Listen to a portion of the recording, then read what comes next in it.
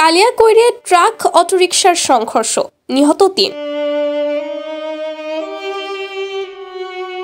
গাজীপুরের কালিয়াকৈরে ট্রাক ও অটোরিকশার সংঘর্ষে ৩ জন নিহত হয়েছেন। এই ঘটনায় আহত হয়েছেন আরও একজন। তাকে গুরুতর আহত অবস্থায় হাসপাতালে ভর্তি করা হয়েছে। হতাহতদের মধ্যে ২ জন অটোরিকশার যাত্রী এবং একজন চালক। মঙ্গলবার ৭ই জানুয়ারি বিকাল ৪টার দিকে জেলার কালিয়াকৈর উপজেলার কাঞ্চনপুর এলাকায় এই সড়ক দুর্ঘটনা ঘটে।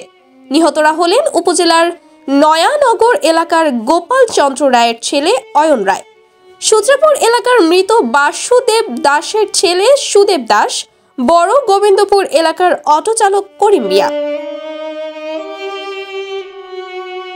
পুলিশ ও প্রত্যক্ষদর্শীরা জানায়, জৈনা বাজার থেকে কালিয়াকৈরের উদ্দেশ্যে ছেড়ে আসা অটোরিকশাটি মেদি কাঞ্চনপুর এলাকায় পৌঁছালে ইট বোঝা একটি ট্রাকের সঙ্গে মুখোমুখি সংঘর্ষ হলে ঘটনাস্থলে অটোরিকশা যাত্রী অয়ন রায় ঘটনাস্থলেই মারা যান এবং গুরুতর অবস্থায় বাকি ৩ জনকে টাঙ্গাইল মির্জাপুর কুমুদিনী হসপিটালে নেওয়ার কর্তব্যরত ডাক্তার অটোচালক করিম মিয়া ও সুদেব রায়কে মৃত ঘোষণা করেন এবং রিপন মিয়ার অবস্থা আশঙ্কাজনক থাকায় ফজিতালুন্নেসা হাসপাতালে রেফার করা হয়।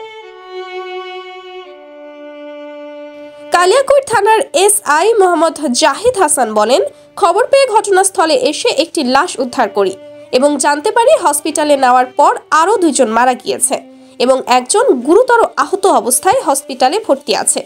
তবে ঘাতক ট্রাক আটক করাও হয়েছে, এর চালক পলাতক রয়েছে। এ ঘটনায় আমরা প্রয়োজনীয় আইনগত ব্যবস্থা গ্রহণ করব।